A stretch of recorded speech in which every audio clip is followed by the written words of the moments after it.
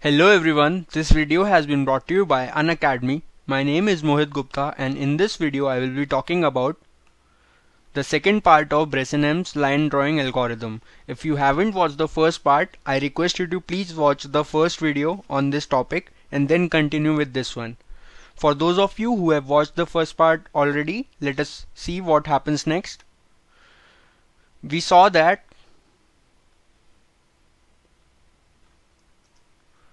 for a line to be drawn from some point to some other point having coordinates xk, yk, starting coordinates, and some intermediate point y,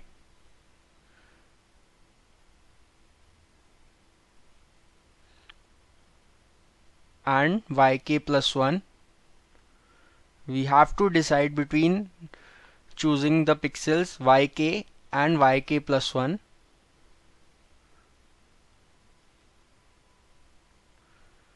At every increment of the x coordinate. And how we did that? We mentioned two conditions, d upper and d lower, and we found out one decision parameter, that is pk equals delta x times d lower minus d upper.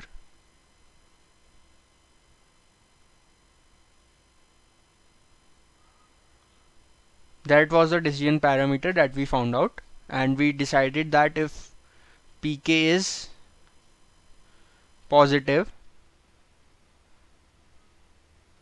then we take the point as the upper point, upper pixel, and if pk is negative, then we choose the lower pixel.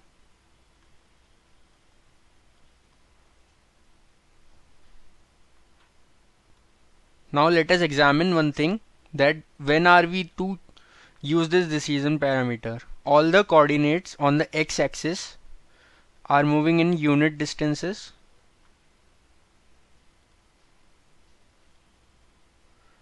Therefore, we can have all calculations in integers.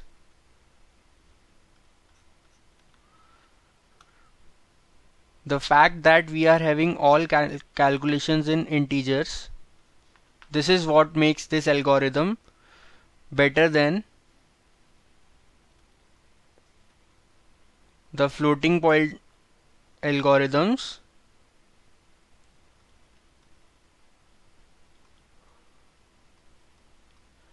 like DDA, etc.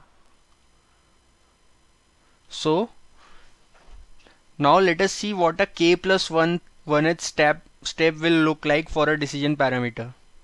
So we will have pk plus 1 equals 2 times delta y x k plus 1 minus 2 times delta x y k plus 1 plus b. Now we see that this term x of k plus 1 is same as x of k plus 1 because we are moving in unit distances. So we subtract pk plus 1 minus pk, and we get 2 times delta y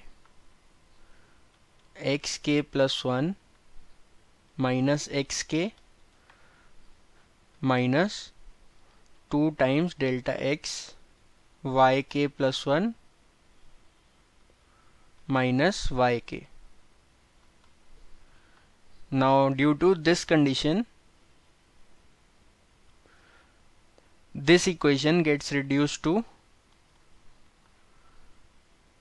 pk plus 1 equals pk plus 2 times delta y minus 2 delta x times yk plus 1 minus yk.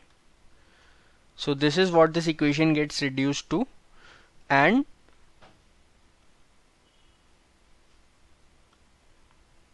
we see that yk plus 1 minus yk can be either 0 or 1 depending upon which pixel is selected. That is the decision parameter sign of the decision parameter p of k. So the first decision parameter p naught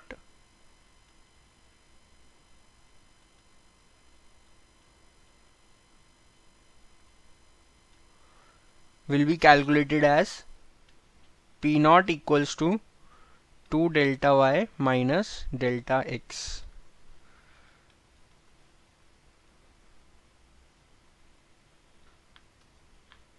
Now let us state everything that we have learned so far formally in the form of an algorithm. This algorithm in the first step takes input 2 points, their coordinates x0, y0 and x1, y1, where y1 should be greater than equals to y0 and x1 should be greater than x0 to make the slope less than 1. Secondly, we plot the point x0, y0. After that, we calculate some terms like change in x, change in y, 2 times change in x, 2 times change in y, and all the terms that we require in the formulas that we discussed before, and then we calculate first decision parameter, that is 2 times delta y minus delta x. In the next step, at each xk, remember this diagram,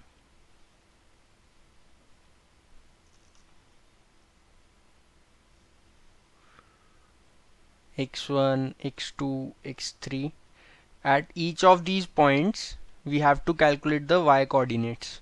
So in the fourth step, we see that we calculate the pk. If pk is greater than 0, then we plot the point xk plus 1, yk plus 1, and simultaneously the pk plus 1 becomes pk plus 2 times delta y minus 2 times delta x. Also, if pk is less than 0, then we plot xk plus 1, yk, and simultaneously the pk plus 1 becomes pk plus 2 delta y.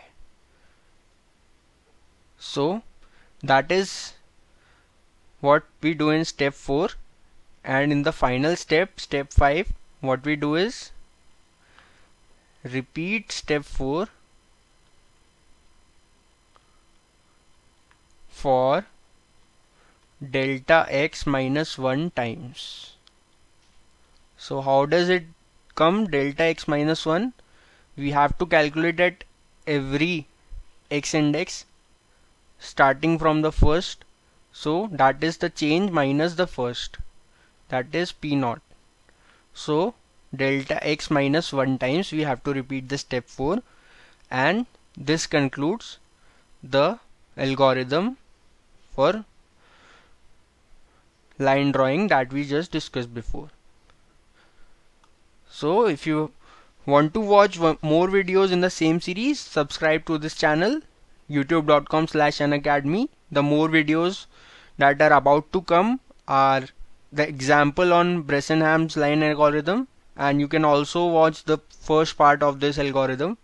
If you have any doubts or queries, you can ask me on Twitter. My Twitter handle is @hi_Mohit Gupta, or you can directly tweet to the Unacademy. You can also leave a comment in the comment section of this video to suggest us topics on which you want to see educational videos. Thank you. Thanks for watching.